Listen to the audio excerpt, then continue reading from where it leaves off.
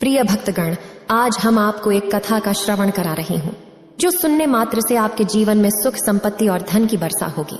तो चलिए कथा को प्रारंभ करते हैं। अगर आप यह कहानी सुन रहे हैं तो पूरा सुनिए। इस कथा को आधा अधूरा छोड़कर जाने की गलती मत करिएगा, क्योंकि इस पवित्र कथा को पूरा सुनने से मन चाहा फल की प्राप्ति होगी। इसलिए इस कथा को पूरा सुने। आप शिव भक्त हैं तो भोलेनाथ का अनादर ना करें। माता पार्वती कहती हैं, आज की कथा भावनाओं से भरे भोलेनाथ की है। एक गांव के किनारे एक शिवालय था, जहां एक बुजुर्ग पुजारी निवास करते थे।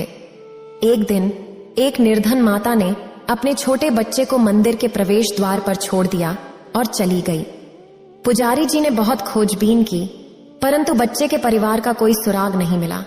जब गांव का कोई भी व्यक्ति उस बच्चे की देखभाल करने को आगे नहीं आया, तो पुजारी जी ने इसे भगवान शिव की मर्जी मानकर उसे अपने साथ रख लिया। उन्होंने बच्चे का नाम शिवाय रखा। गांव के भक्तों की भेंट से जो कुछ भी मिलता, उसी से पुजारी और बालक शिवाय का निर्वाह होता। अगर कभी सामग्री कम पड़ जाती तो पुजारी जी भगवान को नैवेद्य चढ़ाकर शेष बचे हुए को शिवाय को दे देते और खुद गंगा जल पीकर संतोष कर लेते। समय के साथ शिवाय धीरे धीरे बड़ा होने लगा। अब वह लड़का शिवाय पुजारी जी के कार्यों में मदद करने लगा था। बुजुर्ग पुजारी को थोड़ी राहत मिली, इसीलिए उन्होंने शिवाय को मंदिर की सफाई, भगवान शिव की पूजा, उन्हें नैवेद्य चढ़ाने और आरती करने के तरीके सिखा दिए। अब वे खुद भगवान शिव का नाम जपने और कीर्तन में अपना समय बिताने लगे। एक दिन भगवान शिव के पवित्र नाम का जाप करते हुए उनकी आत्मा ने शरीर छोड़ दिया। अब शिवाय का इस दुनिया में कोई सहारा नहीं बचा सिवाय भगवान शिव के। वह पुजारी जी द्वारा बताई गई 3 बातों को कभी नहीं भूला। पहली बात, भगवान शंकर को हमेशा ताजा और गर्म भोजन का नैवेद्य चढ़ाना। दूसरी बात, भगवान को नैवेद्य चढ़ाए बिना खुद कुछ भी न खाना। तीसरी बात, भगवान शिव पर विश्वास रखते हुए कभी भी किसी भी चीज का संग्रह न करना, बासी भोजन का भी नहीं। अगर किसी भक्त ने पहले से तैयार खाना या मिठाई मंदिर में चढ़ाया तो बालक शिवाय उसे गरीबों में वितरित कर देता था। खुद रसोई बनाकर भगवान को नैवेद्य अर्पित करते, फिर वह प्रसाद खुद खाते और दूसरों में बांट देते। अगर रसोई बनाने के लिए सामग्री नहीं होती तो भोले बाबा और भक्त शिवाय दोनों गंगा जल पीकर ही संतुष्ट हो जाता। एक बार बारिश के मौसम में लगातार 3-4 दिन तक भारी वर्षा होने की वजह से मंदिर में कोई भक्त नहीं आया।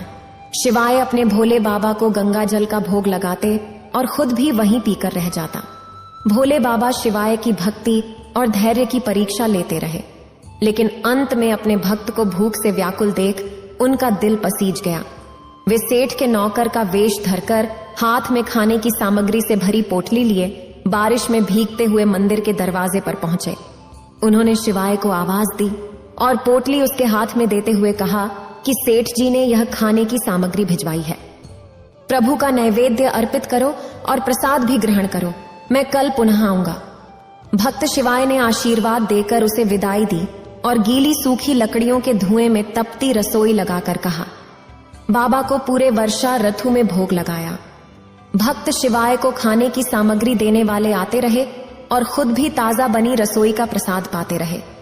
एक दिन शिवाय ने सोचा, सेठ जी को खाने की सामग्री भेजे 4 महीने हो गए हैं, पर वे स्वयं मंदिर में भोले बाबा का प्रसाद लेने नहीं आए। अगले दिन जब भोले बाबा नौकर के वेश में खाने की सामग्री लेकर आए तो शिवाय ने उनसे कहा, भाई, क्या तुम्हारे सेठ जी कितने धार्मिक हैं? सेठ जी मंदिर में प्रसाद लेने नहीं आए, इससे मेरा मन बहुत दुखी है। अपने सेठ जी से कहना कि कल वे मंदिर में प्रसाद लेने जरूर आए। भक्त की बात सुनकर नौकर बने भोले बाबा हैरान होकर घबरा गए और बोले, पुजारी जी, सेठ जी मेरे द्वारा आपको खाने की सामग्री भेजते हैं। आप इसे भगवान को अर्पित करके खुद भी प्रसाद प्राप्त कर लेते हैं, तो सेठ जी को बुलाने की क्या आवश्यकता है? जो व्यवस्था चल रही है उसे यूं ही क्यों नहीं चलने देते? शिवाय ने कहा, ऐसे कैसे चलने दो? जब सेठ जी इतने समय से अन्न भेज रहे हैं तो क्या मैं उन्हें भगवान का प्रसाद देने का अपना धर्म नहीं निभाऊं? मैं किसी का उद्धार नहीं खाता। उन्हें बता दो कि अगर वे कल भोले बाबा का प्रसाद लेने नहीं आए तो मैं उनकी भोजन सामग्री लेना बंद कर दूंगा। भक्त की इस दृढ़ता को देखकर भोले बाबा, जो नौकर बने हुए थे, कांप उठे और मन ही मन हंसे कि आज तो लेने वाला ही देने वाले को उलाहना दे रहा है। पर भक्त के निष्कपट हृदय को देखकर भोले बाबा ने कहा, ठीक है पुजारी जी, कल सेठ जी जरूर प्रसाद लेने आएंगे। अगले दिन सुबह सुबह ही भोले बाबा नौकर के रूप में दूध और अन्य भोजन सामग्री लेकर मंदिर पहुंच गए। शिवाय ने हैरानी से पूछा, भाई आज इतनी सारी खाने की चीजें क्यों ले आए हो? नौकर बने भोले बाबा ने भोलेपन से कहा, अरे बाबा, क्या आप भूल गए? आज तो आपने सेठ जी को प्रसाद चढ़ाने के लिए बुलाया है। आप खाना बनाइए और भोलेनाथ को भोग लगाइए, और हाँ, सेठ जी को भी बता दीजिए कि कब आना है।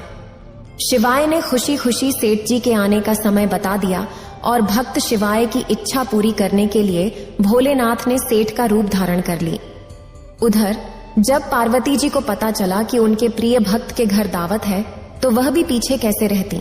उन्होंने अपने पति की आज्ञा लेकर सेठानी का रूप धारण करने की तैयारी कर ली। भोलेनाथ ने अपने गले से मुंडों की माला उतार दी, शरीर पर लगी भस्म और बाहों व कानों में पहने सांप के हार भी उतार दिए। उन्होंने मखमली कुर्ता पहना, जटाओं को संवारा और उनमें गंगा और चंद्रमा को सजा दिया। एक खूबसूरत रंगीन पगड़ी भी बांध ली। शिवजी ने अपना त्रिशूल और डमरू नंदी को सौंप दिए। कैलाश पर पार्वती जी के तैयार होने का इंतजार करते हुए टहलने लगे। पार्वती जी ने एक सुंदर बनारसी साड़ी पहनी जो शिवजी के कुर्ते के रंग से मिलती थी। सोने, चांदी और हीरों से जड़े चमचमाते गहने पहने। भगवान गौरी शंकर ने सेठ सेठानी का वेश धारण किया और अपने भक्त के यहाँ भोज के लिए कैलाश से निकल पड़े। भक्त शिवाय आज सुबह से ही सेठ जी के स्वागत में विविध प्रकार के पकवान बनाने में लगा था। वह तो अपने भोले बाबा के लिए चलते फिरते भोग तैयार कर लेता था, पर आज उसे उन्हीं सेठ जी को प्रसाद अर्पित करना था, जो कई महीनों से भगवान को भोग के लिए सामग्री भेज रहे थे। इसलिए आज उसने खाना बनाते समय अपनी सारी रसोई की कला का प्रयोग किया। उसने सेठ जी के भेजे हुए चावलों को साफ करके खीर बनाई और अन्य विभिन्न प्रकार के व्यंजन भी तैयार किए। खाना बनाने के बाद भक्त शिवाय ने स्नान किया ताकि वह साफ कपड़े पहनकर भोलेनाथ को नैवेद्य अर्पित कर सके और सेठ जी को प्रसाद खिला सके। जब शिवाय स्नान करके वापस आया तो उसने देखा कि सेठ जी न केवल स्वयं आए हैं बल्कि अपनी पत्नी को भी साथ लाए हैं। शिवाय ने तुरंत दोनों का अभिवादन किया, उन्हें बैठने के लिए आसन दिया और कहा, मैं अभी भगवान को नैवेद्य चढ़ाकर आता हूं, उसके बाद आपको प्रसाद परोसूंगा। भूख से व्याकुल सेठ जी, जो भोलेनाथ के रूप में कहा, पुजारी जी कृपया जल्दी से भगवान को नैवेद्य चढ़ाइए, मुझसे भूख सहन नहीं हो रही है। शिवाय ने उत्तर दिया, सेठ जी मुझे भी बहुत भूख लगी है, लेकिन मैं अपनी भूख के कारण भगवान को नैवेद्य चढ़ाना नहीं भूलता। अगर सभी लोग अपनी भूख के लिए भगवान को नैवेद्य चढ़ाना भूल जाएं, तो भगवान भूखे ही रह जाएंगे। सेठ जी, जो भोलेनाथ के रूप में थे, ने पत्तल उठाते हुए कहा, पुजारी जी आप नैवेद्य चढ़ाइए, मैं यहाँ पत्तल सजा लेता हूँ। मैं इतना भूखा हूं कि रहा नहीं जा रहा। भक्त शिवाय सेठ जी ने भोले बाबा को फटकारते हुए कहा, सेठ जी भगवान के काम में न तो जल्दी होती है और न ही कंजूसी।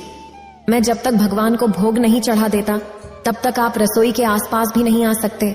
यहाँ बैठिए और ओम नमः शिवाय का जाप करते रहिए, मैं अभी आता हूं और आपको पेट भर खाना खिलाऊंगा। सेठ जी, जो शिवजी थे, डांट सुनकर चुपचाप अपनी जगह पर बैठ गए और सेठानी, जो पार्वती बनी थी, उनकी यह हालत देखकर मुश्किल से अपनी हंसी रोक पाई। लेकिन जैसे ही भक्त शिवाय भोग की सामग्री लेकर मंदिर में गए, भगवान शिव ने पार्वती जी को चुप रहने का इशारा किया और धीरे धीरे रसोई में चले गए। वहां उन्होंने एक एक करके सभी व्यंजनों को छकना शुरू किया। भोले बाबा तो प्रसाद देखकर दंग रह गए, क्योंकि खीर में चीनी की जगह नमक भरा हुआ था, सब्जियों में नमक की जगह मिर्ची भरा हुआ था। जैसे ही बाबा ने रोटी का एक टुकड़ा तोड़ा और मुंह में डाला, वे चीखने लगे, क्योंकि रोटी में ढेर सारी मिर्च थी। चीखते हुए वे वापस भागे और अपनी जगह पर जा बैठे। मां पार्वती ने अपने स्वामी की यह स्थिति देखकर हंसी नहीं रोक पाई।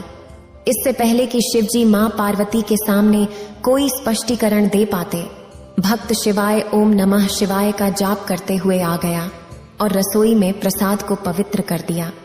फिर सेठ जी के सामने पत्तल परोसने के बाद हाथ जोड़कर बोला, सेठ जी कृपया प्रसाद ग्रहण कीजिए। भोले बाबा ने अभी अभी भक्त के हाथों बनाई गई भक्तिमय रसोई का स्वाद चखा था, इसलिए जब उन्होंने खाने की बात सुनी तो वे पसीने पसीने हो गए।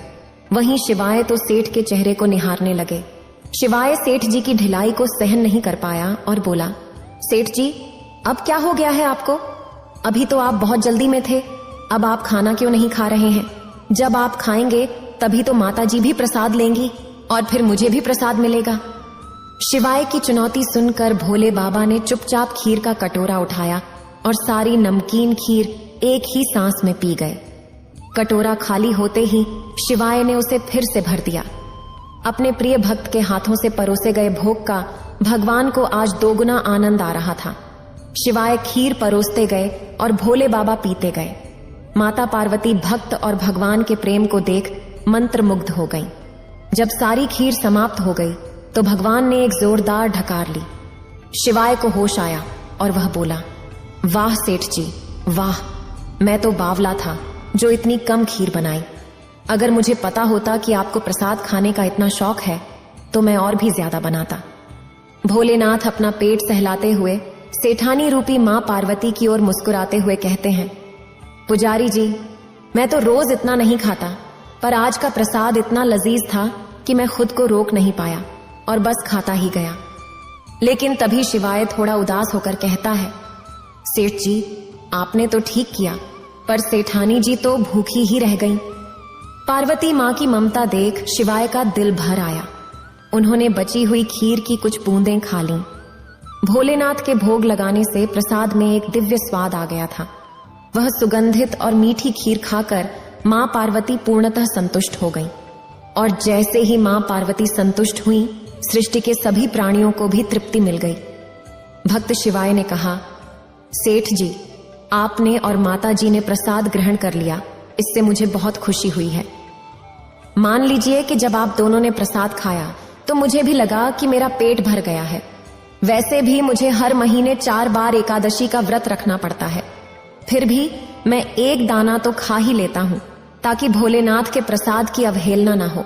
यह कहते हुए शिवाय ने खीर के कटोरे से एक चावल का दाना उठाया और मुंह में डालते ही उसे ऐसा लगा कि उसकी सभी पुरानी भूख और प्यास दूर हो गई। उसकी सारी इच्छाएं पूरी हो गईं और उसकी ज्ञान दृष्टि खुल गई। फिर उसने देखा कि सामने त्रिलोकीनाथ भगवान शंकर और जगत जननी मां पार्वती आशीर्वाद देते हुए मुस्कुरा रहे हैं। शिवाय भागकर उनके चरणों में गिर पड़ा और कहा, प्रभु आज मैं आपके दर्शन पाकर धन्य हो गया। इतना कहकर माता पार्वती इस कथा को समाप्त करते हैं। इस वीडियो को बोलते समय कोई त्रुटि हो तो मैं क्षमा चाहती हूँ। उम्मीद है आप सभी को यह वीडियो अच्छी लगी होगी। अगर आप शिव के सच्चे भक्त हैं तो चैनल को सब्सक्राइब और वीडियो को लाइक करके कमेंट में हर हर महादेव लिख दीजिए।